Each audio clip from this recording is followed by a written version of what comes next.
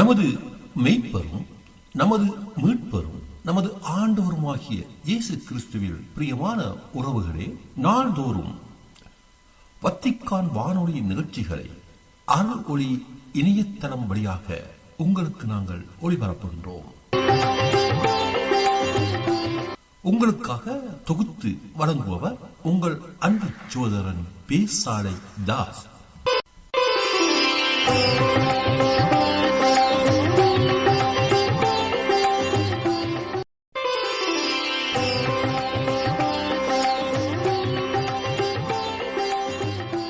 லவ்தேத்து இயேசுஸ் கிறிஸ்துஸ். இயேசு கிறிஸ்துவுக்கு புகழ். தமிழ் கூறும் நல்லுலகில் வாழும் அனைத்து அன்புள்ளங்களுக்கும் வத்திக்கான் வானொலியின் வணக்கம். இறைவன் உங்கள் உள்ளத்தையும் இல்லத்தையும் தன் அன்பாலும் அருளாலும் அமைதியாலும் இன்றும் என்றும் நிரப்புவாராக.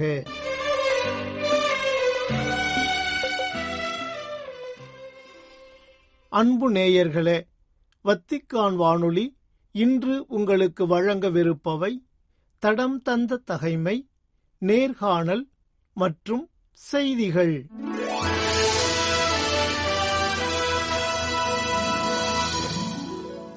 ஜனவரி 23. புனித யோவான்.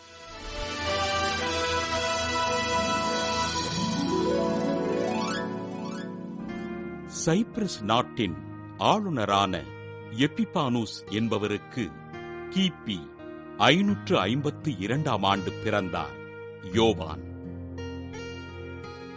இறை பக்தியிலும் நற்பண்புகளிலும் சிறந்து விளங்கிய இவருக்கு இவரது பெற்றோர் திருமணம் செய்து வைக்க ஒரு குழந்தைக்கு தந்தையான இவர் இறைவனுக்கு உகந்தவராக வாழ்ந்தார். நோயினால் துன்புற்று இவரது மனைவியும் குழந்தையும் இறைப்பதமடைய தன் வாழ்வினை இறைவனுக்கு அர்ப்பணித்த யோவான் கிபி 608 ஆண்டு அலெக்சாந்திரியா நகரின் முதுபெரும் தந்தையாக பொறுப்பேற்றார். அலெக்சாந்திரியா பகுதிகளில் வாழ்ந்த எளிய மக்களின் நல்வாழ்விற்காக இறைப்பணிகள் செய்து ஆண்டவரை அறிவித்த யோவான் திரு அவையினால் அலெக்சாந்திரியா நகரின் பேராயராக உயர்த்தப்பட்டார்.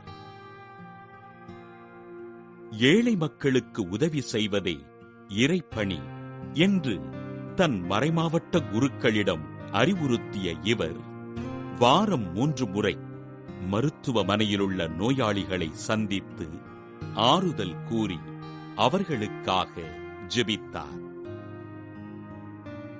கிபி 614 ஆண்டு ஜெருசலேமில் வாழ்ந்த கிறிஸ்தவர்களை பெர்சிய படைகள் தாக்குதல் செய்து அவர்களை கடுமையாக துன்புறுத்த பேராயர் யோவான் துன்புற்ற கிறிஸ்தவர்களுக்கு உணவு மற்றும் உடைகளை அளித்து ஆறுதல் அளித்தார். பெர்சிய அரசனால் தன் சொந்த நாடான சைப்ரஸிற்கு நாடு கடத்தப்பட்டு சைப்ரஸ் நாட்டில் ஆண்டவரின் பணிகளைச் செய்த பேராயர் யோவான் உடல் நலிவுற்று கிபி 616 ஆண்டு விண்ணகம் சென்றார். தன் வாழ்வினை இறைவனுக்கு அர்ப்பணித்து வாழ்நாள் முழுவதும் எளிய மக்களோடு உறவாடி அவர்களின் நல்வாழ்விற்கு வழிகாட்டிய பேராயர் யோவானை திரு அவை புனிதராக உயர்த்தியது. புனித யோவான் திருவிழாவினை கொண்டாடுகின்ற நாம் எளிய மக்களுக்கு உதவிகள் செய்து அவர்கள் வாழ்வின் முன்னேற்றத்திற்காக ஆண்டவரிடம் ஜெபிப்போம்.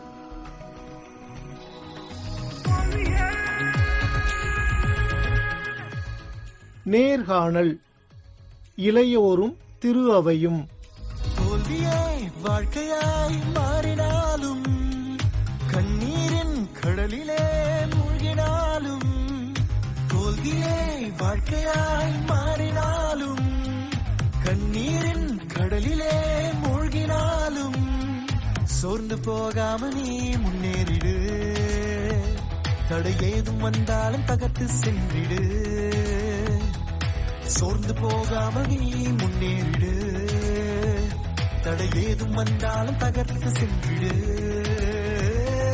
Achievers, achievers, we are achievers. Achievers, achievers, we are. வணக்கம் இனிய இதயங்களே, நான் உங்கள் அருட்சகோதரி பிரைடா. இளையோரும் திரு அவையும் என்ற நிகழ்ச்சி வாயிலாக உங்களை முதலில் சந்திப்பதில் பெருமகிழ்வடைகிறேன். இந்த நிகழ்ச்சிக்கு தேவையான கருத்துக்களை வழங்கி நமக்கு ஒரு புரிதலை தர வருகை தந்திருக்கிற நமது அருட்தந்தை ரொனால்ட் ரிச்சர்ட் அவர்களை அன்போடு வரவேற்கிறேன். வணக்கம். வணக்கம். இந்த இளையோர் பணி அப்படி என்றால் என்ன? இந்த இளையோர் பணியில் யாரெல்லாம் இருக்கிறார்கள்? உங்களுடைய அனுபவம் என்ன? இந்த இளைஞர் பணியகம், இளைஞர் பணி என்ன அப்படின்னு அதனுடைய புரிதல் என்பது பலருக்கு தெரியாது. உண்மையை சொல்ல வேண்டும் என்றால் பல அருத்தந்தையர்களுக்கும் அருட்சகோதரிகளுக்கும் கூட இதனுடைய புரிதல் இல்லாமல் இருக்கும். எனக்குமே இது புரிதல் இல்லாமல் இருந்தது. நான் 4 ஆண்டுகள் உதவி பங்கு தந்தையாக இருந்த பிறகு முதன்முறையாக எடுத்த பொழுது எனக்கும் இதை பற்றி அதிகமான புரிதல் இல்லை. ஆனால் இதை பற்றி படிக்க ஆரம்பித்தேன், தெரிய ஆரம்பித்தது. அப்படி என்றால் இளைஞர் பணியகம், யூத் கமிஷன் என்று சொல்லுகிறார்கள். இந்த இளைஞர் பணியகம் என்பது இளைஞர்களுக்கான முழு நேர பணியை மேற்கொள்ளுதல். நம்முடைய திரு அவைக்கு இளைஞர்கள் முக்கிய பங்கு வகிக்கிறார்கள் என்பதை இது குறித்து காட்டுகிறது. அவர்களுக்காக முழுமையான பணி தேவைப்படுகிறது என்பதை நம்முடைய திரு அவை அறிந்திருக்கிறது. அதனுடைய ஞானமாக அது விளங்குகிறது. இளைஞர்களை எப்படி வழிநடத்துவது, யார் இதில் இருப்பார் என்று நீங்கள் பார்த்தீர்கள் என்றால் 12ஆம் வகுப்பு முடித்த மாணவ மாணவிகள், அதிலிருந்து 30 வயது வரை நம்முடைய தமிழக கத்தோலிக்க இயக்கத்தினுடைய வரைவு குழுவானது இவ்வாறாக சொல்லப்படுகிறது. அப்படி என்றால் 12 வகுப்பு முடிக்கும் பொழுது 16 வயதாகும். 16, 17 வயதிலிருந்து 30 வயது வரை இந்த இளைஞர் இயக்கத்தில் இருக்கலாம். இந்த இயக்கத்தில் தொடர்ந்து அவர்கள் பணியாற்ற முடியும். அதே போல இந்த இளைஞர் இயக்கம், ஒவ்வொரு மறை மாவட்டங்களிலும் ஒரு இயக்குனர் இருப்பார். அந்த இயக்குனர் அந்த மறை மாவட்டத்தில் உள்ள எல்லா பங்குகளில் இருக்கிற இளைஞர் இளம் பெண்களை இதை நீங்கள் குறித்து காட்ட வேண்டும். என்னால் இது இளைஞர்கள் என்றால் இளைஞர்கள் ஆண் பெண் இருவரையுமே சமமாக பார்க்கக்கூடிய ஒரு தளத்தை உருவாக்குவதுதான் இந்த இளைஞர் இயக்குனருடைய ஒரு பெரிய வேலையாக இருக்கிறது. பிறகு அவர்களுக்கான தேவைகள் என்ன, அடிப்படை தேவைகள் என்ன? இந்த பருவத்தில் அவர்கள் பல வேறு பாதைகளில் செல்வதற்கான அதிக சாத்தியக்கூறுகள் இருப்பதனால் அவர்களை எப்படி ஒருமுகப்படுத்துவது, ஆயரோடு இணைந்து மறை மாவட்ட அளவில் ஒவ்வொரு இளைஞர் இயக்குனரும் இதை செய்து கொண்டே இருப்பார்கள். ஆடி கார் அப்படின்னா 4 ரிங்ஸ் இருக்குன்னு சொல்லுவாங்க. எந்த ஒரு பொருளை வாங்கினாலும் ஒரு அக்மார்க் முத்திரை, ஏதாவது ஒரு அடையாளம் இருக்கும். இல்ல ஒரு பெரிய கம்பெனி எடுத்தோம்னா அதுக்கு ஒரு முத்திரை இருக்கிறது. ஒரு சிறிய இயக்கமாக இருந்தாலும் அதற்கென்று ஒரு சின்னம் அல்லது அச்சினம், லோகோ என்று நாம் சொல்லுகிறோம். நம்முடைய இளையோர் பணிக்கென இருக்கிற அந்த லட்சணம் என்ன அல்லது அந்த லோகோ என்ன? அது எதை குறித்து காட்டுகிறது? அந்த லட்சணம் எதை குறிக்கிறது? எங்களுக்கென்று ஒரு விருது வாக்கு, எதை நோக்கி பயணிக்க வேண்டும், விடுதலை பாதையில் விடியலை நோக்கி என்கின்ற அந்த தலைப்பை கொண்டு இளம் பெண்களை, இளைஞர்களை நாங்கள் இயக்கி கொண்டிருக்கிறோம். அந்த லட்சணத்தில் பார்த்தீர்கள், ஒரு ஆண் ஒரு பெண் இருப்பார்கள். ஆண் ஒரு முழக்கத்தை குறித்து காட்டுவதாகவும், ஒரு முழக்கத்தை ஓசை, பெண் ஒரு ஒளியை பெற்றுவதாகும். அப்படி என்றால் நமக்கு இன்று விடுதலை தேவைப்படுகிறது. எந்தெந்த விடுதலை தேவைப்படுகிறது என்று நாம் பார்க்கும் பொழுது இளம் பெண்கள் பல நேரங்களில் அவர்கள் போதைக்கு அடிமையாக இருக்கிறார்கள், அல்லது தவறான கொள்கைகளுக்கு அடிமையாக இருக்கிறார்கள், அல்லது அவர்கள் இந்த இனம் சார்ந்ததாக அல்லது சாதி சார்ந்ததாக அந்த ஒரு காரியத்தில் அவர்கள் சிக்குண்டு அடிமைகளாக இருக்க, அந்த அடிமையிலிருந்து அவர்கள் விடுதலை பெற வேண்டும். விடுதலை பெற்றால் மட்டும் பத்தாது, அவர்கள் ஒளியின் மக்களாக வாழ வேண்டும். அதனால்தான் இந்த லட்சணம் என்ன சொல்லுகிறது என்றால், விடுதலை பாதையில் விடியலை நோக்கி, எல்லோருக்கும் அந்த விடியல் ஒளி வேண்டும். நம்ம ஆண்டவர் இயேசு கிறிஸ்து சொல்வது போல ஒரு ஒளியை ஏற்றி மரக்காலில் வைக்க வேண்டும். அதைதான் இந்த பிள்ளைகளுக்கு நம்ம ஒளியை ஏற்றி, அதே போல அங்கு இருவர் இருப்பார்கள், ஒரு ஆண் ஒரு பெண். அப்படி என்றால் சமத்துவத்தை குறிக்கிறது. இதில் எந்த ஒரு பாகுபாடும் கிடையாது. எல்லோரும் எல்லாவற்றிலும் தலைமை பொறுப்பிலும் சரி அல்லது முக்கிய பங்காற்றுவர்களாகவும் சரி, ஆணுக்கு நிகர் பெண் என்பதை இந்த லட்சணம் குறித்து காட்டுகிறது. இதை நாங்கள் இயக்கத்தில் அதிகமாக வலியுறுத்துகிறோம். இப்போது பங்குகளோ அல்லது தமிழக அளவிலோ ஒரு தலைவர் ஆண் வந்தால் அடுத்த முறை ஒரு பெண் வருவதை நாங்கள் சாத்தியமாக செய்து கொண்டிருக்கிறோம். இப்படியாக ஆண் பெண் சமத்துவத்தை நாங்கள் தொடர்ந்து வலியுறுத்துகிறோம். ஃபாதர், நீங்க இப்ப இருக்கிற இளைஞர்கள் பல்வேறு விதமான பொருட்களுக்கு, போதைப் பொருட்களுக்கும் ஜாதி மத இனம் என்ற மொழிகளிலே அவர்கள் பிளவுண்டு இருக்கிறார்கள் என்று நீங்கள் சொன்னீர்கள். இப்பொழுது உங்களால் எப்படி அவர்களை ஒன்று சேர்க்க முடிகிறது? குறிப்பாக இந்த கொரோனாவிற்கு பிறகு பல்வேறு விதமான எதிர்வினைகள் இருக்கிற, நேர்வினையை விட எதிர்வினைகள் அதிகமாக இருக்கிறது. அப்படிப்பட்ட பிள்ளைகளை நீங்கள் எப்படி வழி நடத்துகிறீர்கள்?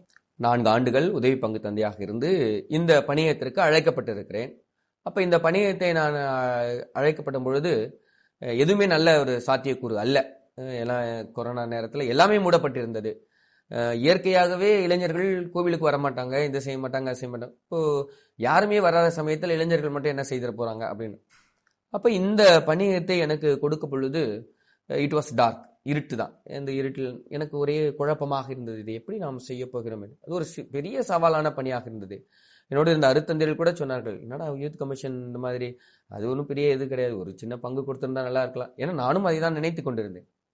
ஆனால் என்னுடைய உள்ளொளி என்ன, ஆண்டவர் கடவுள் என்னை எதற்கோ அழைத்திருக்கிறார், அந்த அழைப்புக்கேற்ற ஒரு வேலையை நாம் செய்ய வேண்டும் என்கின்ற ஒரு உந்துதல் என் உள்ளே இருந்தது. I took it as a challenge, ஒரு சவாலாக எடுத்து நாம் இதை சிறப்பாக செய்ய வேண்டும் என்கின்ற எண்ணம் மேலோங்கியது. அப்ப அந்த மேலோங்கிய பொழுது ஒரு 4 பங்கு தான் நான் எடுத்த பொழுது 4 பங்கு இளைஞர்கள், இளம்பெண்கள் மட்டுமே நான் சொல்வதை கேட்கிற அளவிற்கு இருந்தார்கள். ஆனால் நான் என்னுடைய ஒரு தெளிவு என்ன இருந்தால், இவர்களை வைத்து ஜெபிக்க வேண்டும், ஒரு ஜெபத்தில் இவர்களை கொண்டு வர வேண்டும் என்கின்ற ஒரு எண்ணம் மேலோங்கியது. ஏன்னா அந்த கொரோனா நேரத்துல இந்த மரியான் சேனை எல்லாம் இந்த ஆன்லைன் ப்ரேயர் பண்ணிட்டு இருந்தாங்க. அது எனக்கு நானே ஒரு 2-3 ப்ரேயருக்கு அங்கே எங்கள் பங்கில் இருக்கும் பொழுது அவர் என்னை அழைத்திருந்தார். அவருக்கு நான் பிளெஸிங் போனேன். அப்போ இது என்னுடைய எண்ணத்தில் மேலோங்கியது, இந்த பிள்ளைகளையும் நாம் ஒன்றாக இணைத்து ஜெபிக்க வேண்டும். அப்போதான் அந்த 2021ஆம் ஆண்டு நான் பொறுப்பெடுத்த பிறகு இன்னும் ஞாபகம் இருக்கிறது, மே மாதம் 24ஆம் தேதி எப்படி டான் போஸ்கோ சகாயனுக்கு இளைஞர்களை ஒப்பு கொடுத்து அவருடைய பணியை ஆரம்பித்தாரோ, நான் அதே போல என்னுடைய அந்த அலுவலகத்தில் ஒரு டேபிள் சேர் மட்டும் தான் இருந்துச்சு, ஒரு சரியான அமைப்பு முறையும் இல்லை. இருந்தாலும் அந்த டேபிளில் போட்டு ஒரு சேர் போட்டு தொடர்ந்து இந்த ஆன்லைன் ப்ரேயர் ஒரு 10 பேரை வைத்து துவங்கினோம். 4 பங்குகளில் இருந்து இந்த ஜெப வழிபாடு நிச்சயமாக எங்களுக்கு பெரிய ஒரு வலுவூட்டியது. அந்த 4 பங்கு 4 8 பங்கானது, 8 16 ஆனது, 16 32 ஆனது, 32 64 ஆனது, 64 128 ஆனது. எங்கள் சென்னை மயில உயர்மறை மாவட்டத்தில் 132 பங்கு தலங்களையும் நான் சந்தித்திருக்கிறேன், பங்கு தந்தையோடு பேசியிருக்கிறேன். இத்தகைய ஒரு வெற்றி பாதையில் செல்வதற்கு இந்த ஜெபம் ஊந்துகோலாக இருந்தது. நம் அனைவருக்கும் தெரியும், துவக்க காலத்தில் கிறிஸ்துவர்கள் எல்லாரும் ஒன்றாக இணைந்து ஜெபித்தார்கள். அங்கு ஜெபித்த அந்த ஜெபம் தான் இன்று 2000 ஆண்டுகளுக்கு பிறகு கத்தோலிக்க திருவை இருக்கிறது. இந்த எண்ணம் எனக்கு மேலோங்கியது. அதனுடைய தாக்கம் தான் இன்று இவர்கள் தொடர்ந்து இயங்குவதற்கு அந்த ஜெப வழிபாடு உதவியாக இருக்கு. ஜெபம் அப்படின்றத பத்தி மிக அழுத்தமா சொன்னீங்க. என்னென்ன ஜெப முறைகளை எல்லாம் நீங்கள் அவர்களுக்கு கற்றுக் கொடுத்தீர்கள், எதையெல்லாம் நீங்கள் செய்தீர்கள்? நுங்கம்பாக்கம் உதவி பங்கு தந்தையாக இருக்கும் பொழுது அங்கு சிஆர்பிஎஃப் கமாண்டன்ட்னு ஒருவர் இருந்தார். அவர் பேர் மிஸ்டர் ப்ரூனோ. அவர் போதை தடுப்பு நார்கோட்டிக் ஆஃபீஸர். அவர் ஒரு 3 ஸ்டேட்டுக்கு இன்சார்ஜ். அப்படின்னா தமிழ்நாடு, பாண்டிச்சேரி, கேரளா. ஸோ அவர் இளைஞர்களோடு நார்கோட்டிக் போதை தொடுப்புல இருந்ததுனால நான் அவரும் நெருங்கிய நண்பர்களாகணும். அப்போ இந்த கொரோனா நேரத்தில் 3 மணி நேரம் 4 மணி நேரம்லாம் வாக் போவோம். அப்போ நாங்கள் என்ன பேசுவோம் அப்படின்னா, நிறைய இதை பற்றி பேசுவோம். நான் இந்த யூத் டைரக்டர் ஆனோன்னே அவர் ரொம்ப சந்தோஷப்பட்டார். அப்போ நான் சொன்ன இந்த மாதிரி ஜெபிக்க வேண்டும் என்று சொல்லும்போது அவர் எனக்கு பல எண்ணங்களை கொடுத்தார். அப்போ எங்களுடைய ஜெப வழிபாடு எப்படி இருக்கும் அப்படின்னு சொன்னால், அப்போ அவர் சொன்னார், ஒவ்வொரு நாளும் அவங்களுக்கு ஒரு இன்ஃபர்மேஷன் கொடுக்கணும். அப்போ என்ன பண்ணணும், தொடக்கும் போது அன்றைய நாளினுடைய முக்கியத்துவத்தையே சொல்ல வேண்டும். அப்போ நம்ம ஒவ்வொரு நாளும் ஒரு டே கொண்டாடுறாங்க நேஷனல் லெவலில். இன்னைக்கு ஒரு நாள் கிரீன் டேன்னு சொல்லுவாங்க, அப்புறம் இன்னைக்கு ஃப்ரெஷர்ஸ் டேன்னு சொல்லுவாங்க, இன்னைக்கு டாக்டர்ஸ் டேன்னு சொல்லுவாங்க. அப்போ அந்த நாளினுடைய தாக்கத்தை ஒருவர் தயாரித்து அதை சொல்ல வேண்டும். இன்று நாம் கிரீன் டே என்று கொண்டாடுகிறோம், அப்போ தாவரங்களை பற்றி வளர்க்க வேண்டும். இது எதற்கு இதை பற்றி ஒரு 3 நிமிடங்கள் பேசுவார்கள். இது ஃபர்ஸ்ட். அடுத்ததாக அன்றைய நாளினுடைய புனிதரை பற்றி பேசுவார்கள். அதற்கு பிறகுதான் ஜெப வழிபாடு துவங்கும். அப்ப அந்த ஜெப வழிபாடு, அந்த ஜெபமாலை துவங்கி அந்த ஜெபமாலை முடிவில் ஒரு சில ஜெபங்களை செய்து அதை முடிப்பார்கள். அப்ப இந்த ஜெபம் தான் எங்களுக்கு துவக்க புள்ளியாக இருந்தது. அப்போ எல்லா வளர்ச்சியும் இந்த ஜெபத்திலிருந்து அவர்கள் ஒன்றாக, அதான் சொல்லுவாங்க, நாம் எந்த பெரிய காரியங்கள் செய்யணும், எல்லோரையும் ஒன்றாக்கி விட்டால் போதும், எல்லா காரியங்களும் அவர்கள் செய்வார்கள். இப்படித்தான் இந்த ஜெபம், இந்த ஜெபத்திலிருந்து அவர்களுடைய வளர்ச்சி.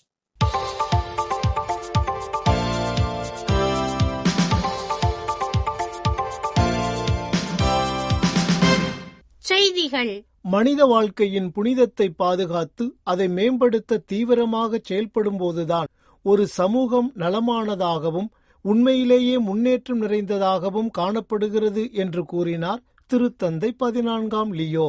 2026 வாழ்க்கைக்கான அணிவகுப்பு என்ற தலைப்பில் அமெரிக்காவின் வாஷிங்டனில் இடம்பெறும் நிகழ்வொன்றின் பங்கேற்பாளர்களுக்கு ஜனவரி 22 வியாழனன்று அனுப்பியுள்ள செய்தி ஒன்றில் இவ்வாறு கூறியுள்ள திருத்தந்தை அவர்களுக்கு தனது வாழ்த்துக்களையும் ஆன்மீக ஆதரவையும் வழங்கியுள்ளார்.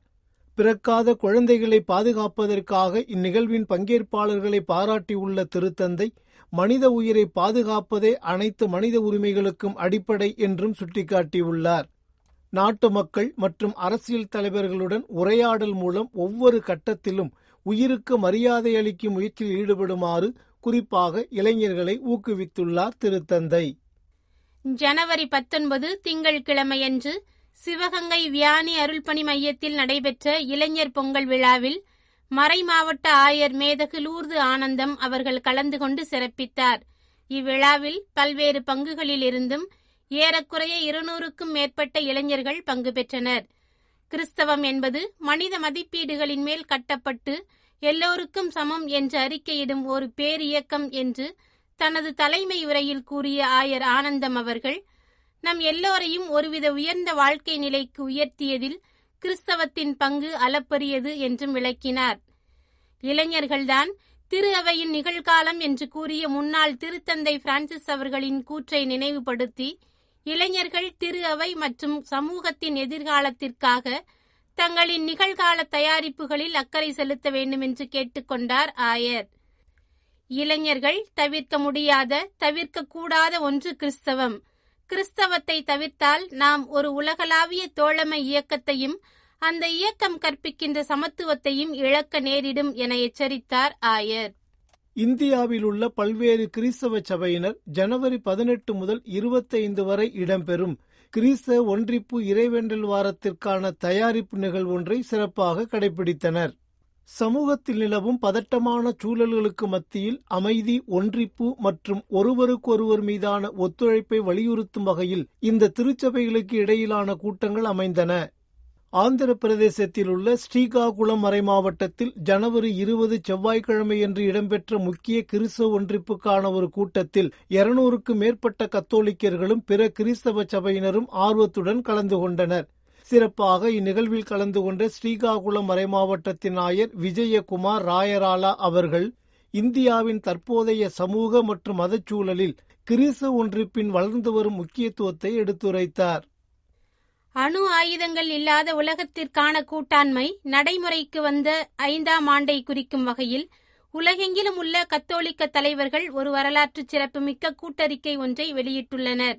ஜனவரி 21 புதன்கிழமையன்று வெளியிடப்பட்டுள்ள இந்த கூட்டறிக்கையில் இன்னும் பல நாடுகள் இந்த ஒப்பந்தத்தில் கையெழுத்திட்டு அதை உறுதிப்படுத்த வேண்டும் என்று கோரிக்கை விடுக்கப்பட்டது. உலகளாவிய அணு ஆயுத ஒழிப்பை நோக்கிய ஒரு முக்கியமான மைல்கல்லாக இந்த ஒப்பந்தத்தை சுட்டிக்காட்டியுள்ள இந்த அறிக்கை அணு ஆயுதங்களை கொண்டுள்ள நாடுகள் அணு ஆயுத பரவல் தடுப்பு ஒப்பந்தத்தின் கீழ் தாங்கள் ஏற்றுக்கொண்ட கடமைகளை மதித்து நடக்க வேண்டும் என்றும் வலியுறுத்தியுள்ளது. சிறப்பாக உலக தலைவர்கள் அணு ஆயுத ஒழிப்பில் வெறும் பேச்சோடு நின்றுவிடாமல் உறுதியான முன்னேற்றத்தை காட்ட வேண்டும் என்றும் அவர்கள் வலியுறுத்தியுள்ளனர். புனித பூமி ஒருங்கிணைப்பு குழுவை சார்ந்த கத்தோலிக்க ஆயர்கள் இஸ்ரேலிய மற்றும் பாலஸ்தீனிய பகுதிகளில் மனித மாண்பு, உரையாடல் மற்றும் அமைதியை நிலைநாட்ட அழைப்பு விடுத்துள்ளனர். ஐரோப்பா, வட அமெரிக்கா மற்றும் தென்னாப்பிரிக்காவைச் சேர்ந்த கத்தோலிக்க ஆயர்களை உள்ளடக்கிய குழுவான புனித பூமி ஒருங்கிணைப்பு குழு ஜனவரி 17 முதல் 21 வரை புனித பூமிக்கு தங்களது ஆண்டு திருப்பயணத்தை மேற்கொண்ட வேளை இந்த அழைப்பு விடுக்கப்பட்டது. கடந்த ஜனவரி 22 புதன்கிழமையன்று வெளியிடப்பட்ட அறிக்கை ஒன்றில் குறிப்பாக காசா மற்றும் ஆக்கிரமிக்கப்பட்ட மேற்கு கரையோர பகுதிகளில் தொடரும் வன்முறையின் காரணமாக துன்புறும் மக்களுடன் தோழமையை வெளிப்படுத்த வேண்டுமென ஆயர்கள் வேண்டுகோள் விடுத்துள்ளனர். இஸ்ரேல் நாடு அமைதியும் பாதுகாப்பும் நிறைந்த நிலையில் இருப்பதற்கான உரிமையை மீண்டும் நிலைநாட்ட வேண்டுமென உறுதியாக கூறியுள்ளனர் ஆயர்கள்.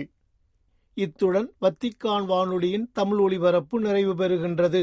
தொடர்வது அதன் மலையாள நிகழ்ச்சிகள். உங்கள் செவிமடுத்தலுக்கு நன்றி. வணக்கம். வணக்கம்.